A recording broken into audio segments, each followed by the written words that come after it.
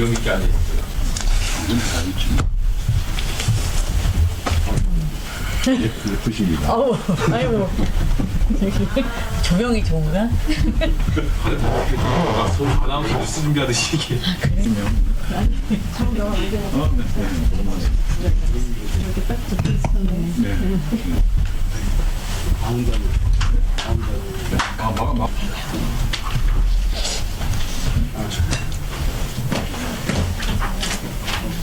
네, 자료, 사진, 영상 포함하여 엠바고미 금일 17시입니다.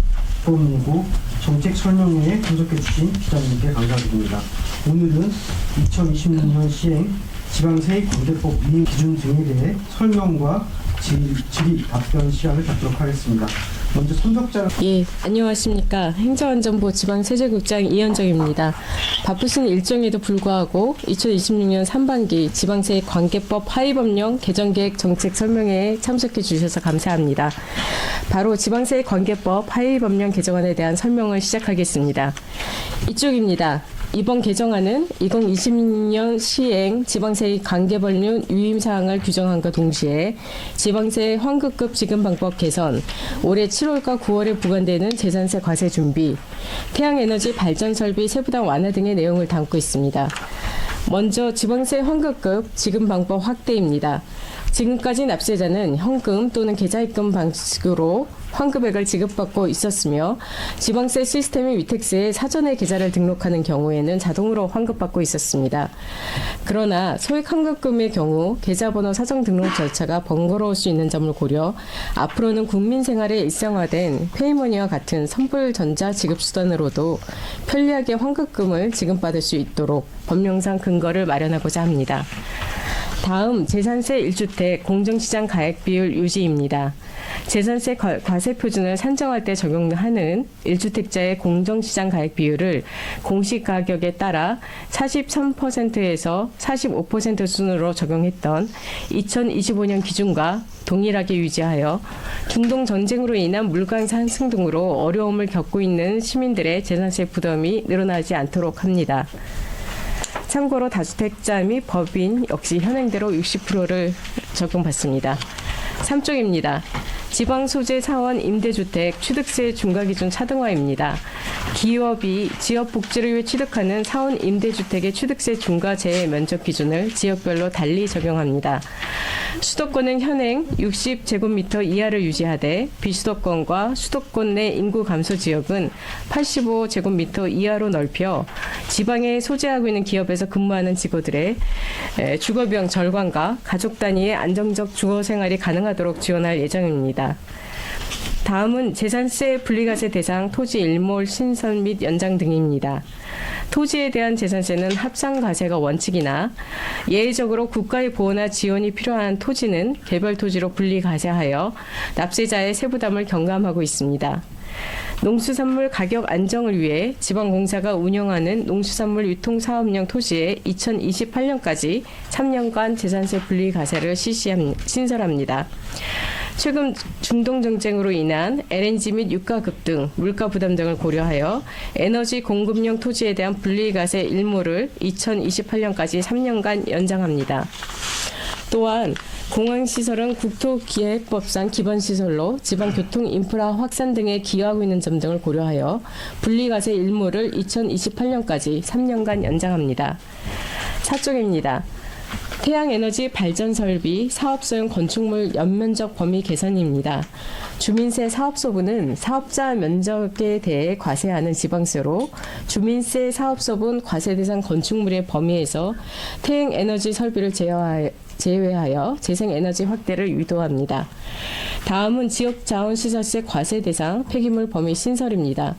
지역자원시설세는 지역자원의 보존, 환경보호, 주민생활 환경 개선 및 지역개발 사업, 소방사무 소요에 필요한 재원 확보를 위해 부과하는 목적세입니다. 올해 7월 1일부터 매립 폐기물 지역자원시설세가 신규로 과세됨에 따라 과세 대상을 사업자 죄송합니다. 사업장 배출 폐기물로 한정하고 지방 정부가 납세 의무자가 되는 폐기물과 재난 폐기물은 과세 제외하는 등 구체적 범위를 신설하고 폐기물 배출 및 처리 정보 등 과세 자료의 범위와 시기 등을 규정하려는 것입니다. 마지막으로 향후 계획입니다. 이번 개정안은 4월 22일 수요일부터 5월 15일 금요일까지 23일 동안 입법 예고를 통해 각 분야의 의견 수렴 절차를 거친 후 법제처 심사와 국무회의 의결 등을 거쳐 6월 1일 월요일부터 시행될 예정입니다. 이상으로 2022년 상반기 지방세액관계법 하위법령 개정 계획에 대한 설명을 마치겠습니다. 궁금하신 것이 있으신 기자분들께서는 질의해 주시면 성심껏 답변 드리도록 하겠습니다. 네, 답 시간.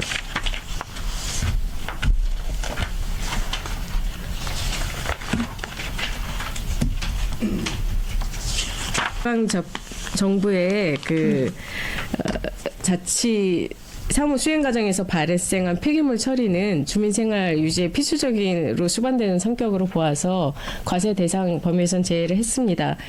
이에 따라서 지방정부가 공공서비스 제공에 대해서 부담이 늘어나거나 그로 인해서 종량제 부투 가격 인상들이 있는 경우는 없을 것으로 없다고 말씀드리겠습니다. 실질적으로 정부가 세금도 받는 거잖아요. 이게 작년에 이제 저희가 법률이 개정돼서 그 수도권 매립지에 이제 그 폐기물에 대해서 지역적 시세가 신설이 되었고요. 그 범위를 이제 시행령으로 저희가 위임을 받아서 이제 규정하는 내용입니다. 말씀드린 폐기물 과세 대상의 범위에서 사업장 배출 폐기물로 한정했다는 것은 기자님 말씀하신 그 저희가 일반적으로 배출하는 생활 폐기물 종량제 봉투는 지방 정부가 처리 의무가 있는 거기 때문에 그렇게 되면 지방 정부에게 과세를 하게 되면 사실 말씀하신 대로 그 종량제 봉투라든가 그런 부분에 전가가 될 수 있는데 그거를 제외하고 사업장 그러니까 민간 그 대규모로 뭐 건설 폐기물이나 이런 거에 대해서만 좀 과세 대상을 한정을 하는 거다 보니까 일반 주민들이 생활상에 배출되는 종량제 봉투에는 영향은 없고요. 기본적으로 이제 그 지자세라는 것 자체가 어떤 오염이라던가 좀 위험이라던가 그런 주민 생활에 조금 피해를 주는 거에 대해서 외부 불경제를 보완해주기 위한 과세 그 세목이다 보니까 뭐 예를 들면 원전이나 그 화력발전소 주변에 부과를 하고 있거든요. 근데 폐기물도 사실 그런 국회에서 그 인근 주민들한테 불경제를 초래하는 거다 보니 과세가 필요하다는 거에 대해서 이제 인정이 되어 이제 과세 대상으로 들어오기는 했는데요.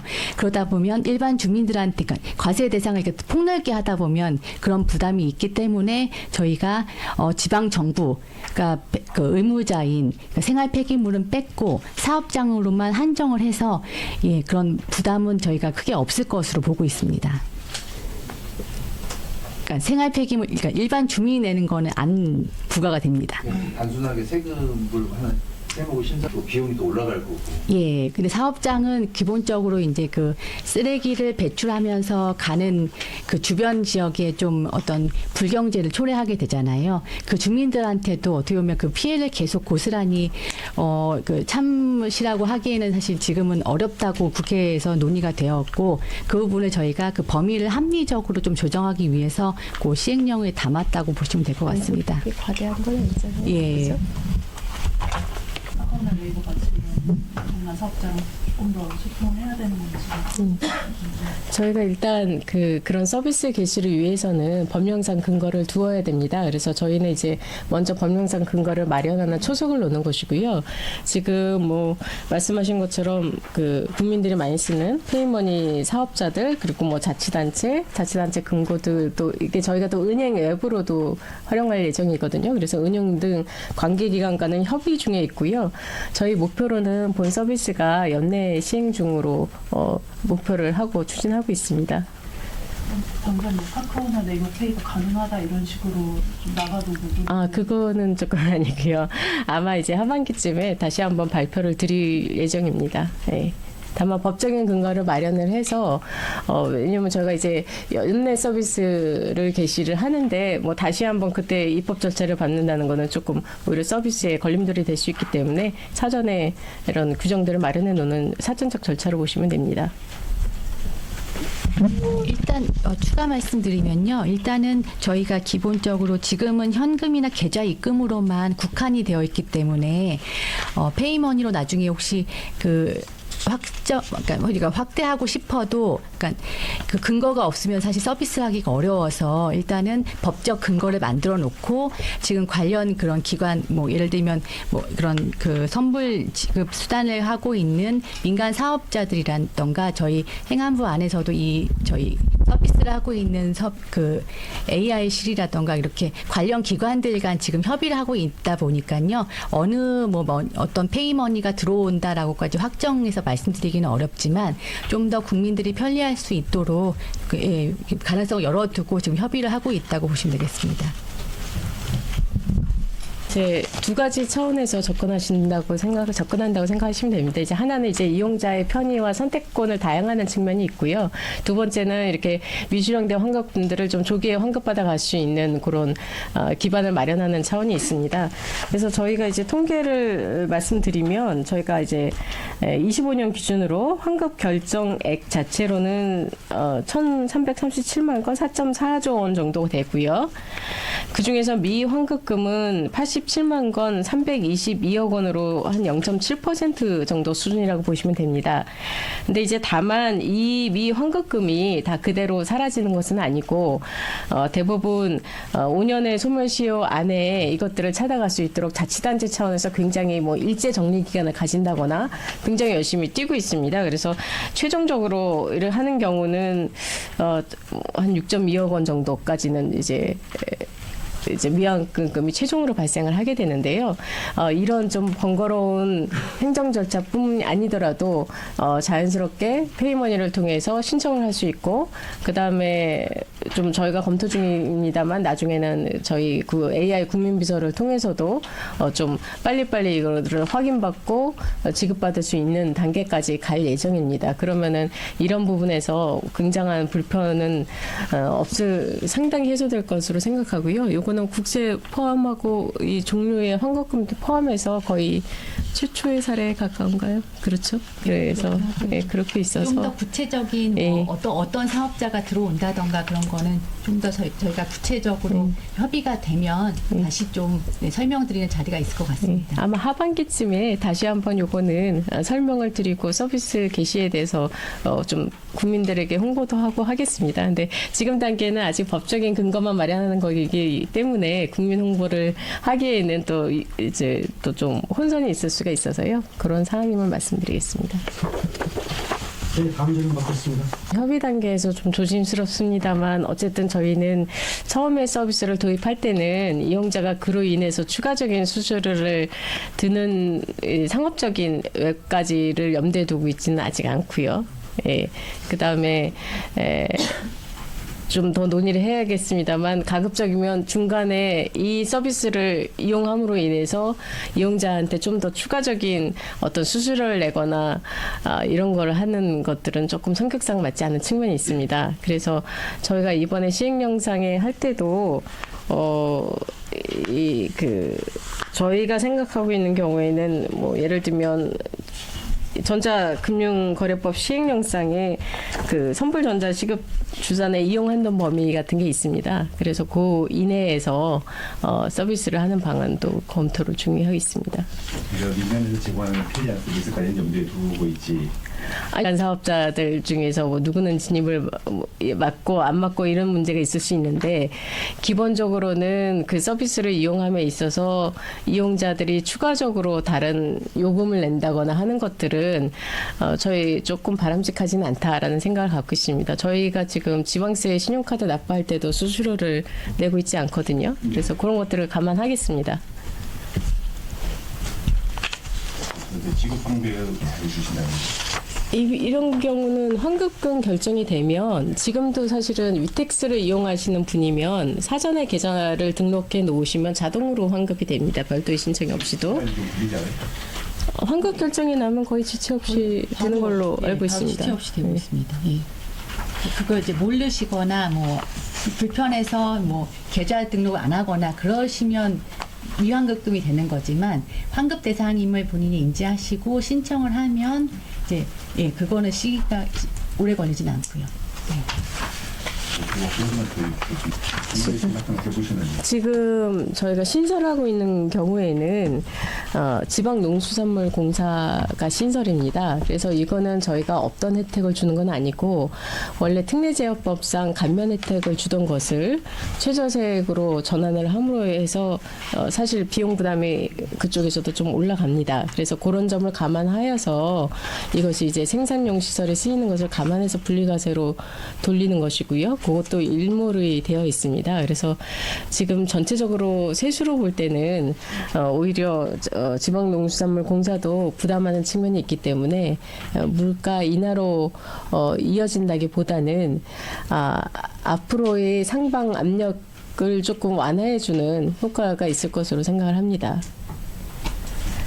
그리고 참고로 이제 분리과세 제도에 대해서 좀 말씀을 드리면 이제 기본적으로 이제 토지에 대한 재산세는 합산과세가 원칙입니다. 그리고 사실 이것이 또 이어져서 또 종합부동산세로도 이어질 수 있기 때문에 그 예외적으로 이제 국가의 보호나 지원이 필요한 경우에는 개별 토지로 분리과세해서 해당되는 납세자의 세부담을 경감을 하고 하는 측면이 있습니다. 그래서 요거는 이제 굉장히 저희도 신중하게 생각을 해서 특례하게 동일하게 외부 전문기관의 타당성 평가를 거치고 또 재정관리위원회 심의를 거치는 등 절차적인 것들을 밟고 있고요. 그다음에 원칙 면에서도 21년도부터는 저희가 신설하는 분리과세는 예외 없이 일무를 적용하게 합니다. 그래서 필요한 곳에는 지원 방안을 마련하되 지원 목적이 달성한 것은 적게 이제 지원을 종료를 하겠다라는 취지가 있습니다. 그래서 앞서 말씀드린 집단 에너지 사업자 같은 경우에도 지금 굉장히 중동 전쟁으로 이제 향후 이제 방향에 따라서 계속 LNG나 유가 같은 그런 데서 물가 상승 압력이 높다라고 보고 그런 부분을 고려하여 연장을 한 것임을 말씀드리겠습니다. 네, 다음 질문해 주셨는데요. 하나는 이제 다주택자나 법인에 대한 공정시장 가액 비율을 인상할 계획이 없는지에 대해서 질의를 주셨습니다. 근데 이제 저희가 이제 재산세는 이제 6월 1일 기준으로 과세가 됩니다. 그래서 지금 현재 상황에 어쨌든 저희가 고유가 관련해서 피해지원금들이 계속 나가고 있는 상황이고 상당 부분 이제 경제 여건에 대한 좀 어려움에 대한 이제 국민의 그런 심정이 있다라는 걸 감안해서 전년과 동일한 수준으로 유지하려는 것이고요. 말씀하신 것처럼 그러면 이제 흔히 얘기하는 뭐 고가 주택 내지는 또 다주택자에 대한 이제 행안부의 입장이 어떠시냐라는 취지로 제가 이해를 하고 있는데요.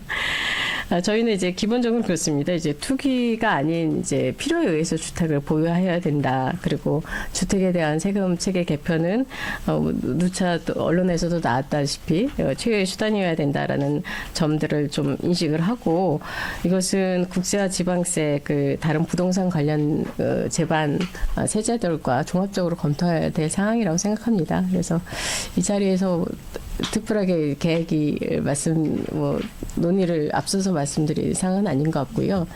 그다음에 두 번째 질문하신 것이 이제 비업무용 토지에 관련된 상황입니다. 그래서 현재도 일단은 뭐 제도를 아시겠습니다만 저희가 이제 종합합산, 별도합산, 분리과세 이런 식의 체계를 유지를 하고 있고 현재도 이제 기업이 사용하지 않는 이제 비업무용 토지는 종합합산 과세 대상으로 구분돼서 지금 상대적으로 고율의 세율이 적용 중에 있습니다. 근데 이제 최근 이 비업무용 토지에 대한 실제 활용 여부라든가 그다음에 이것이 진짜 정말로 기업의 생산 연구 활동에 제대로 쓰이고 있느냐라는 인식이 높아진 것으로 알고 있습니다. 그래서 이에 대한 제도 개선 여부 역시 기업이 보유한 토지 현황에 대해서 조사들이 있는 것으로 알고 있기 때문에 전반적으로 종합적인 검토가 있을 것으로 생각이 되고요. 좀 구체적인 검토가 있다고 하면 그때 다시 한번 말씀드리겠습니다.